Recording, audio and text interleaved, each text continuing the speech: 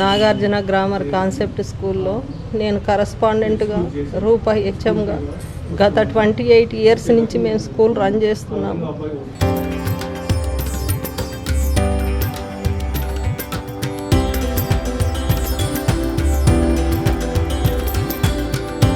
తరతరాలుగా తరగని స్వర్ణ బంధాలు మన మానేపల్లి జ్యువెలర్స్. ఇలాంటి పరిస్థితులు పిల్లల్ని క్రమశిక్షణలో పెంచి నాగార్జున అంటే ఒక బ్రాండ్గా లోకల్లో గుర్తింపు తెచ్చాము. కానీ మా స్టూడెంటే ఈ ఘోరానికి తలపడ్డారంటే ఈ విషయాన్ని నేను జీర్ణించుకోలేకపోతున్నాను.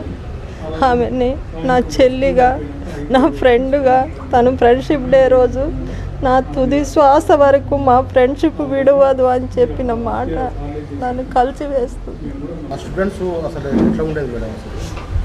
వాళ్ళు రెగ్యులర్గా మంచిగానే ఉండేది సార్. మాకు ఆ తేడా ఏమనిపించలేదు కూడా. ఇంకా ఇంటికాంచి వస్తున్నారు, చదువుకుంటున్నారు, వెళ్తున్నారు అనుకున్నాను. కొంత 1 మంత్ నుంచి అయితే నేను ఇర్రెగ్యులర్ అయ్యాను సార్ స్కూల్కి. మా ఫ్యామిలీ ప్రాబ్లమ్స్, వాళ్ళు చనిపోవడము. నేను రూపాని కలిసి మాట్లాడింది థర్స్డే రోజు 4:30కి సడన్గా మాకు ఫోన్ వచ్చింది, మా మరిదికి స్ట్రోక్ వచ్చిందని.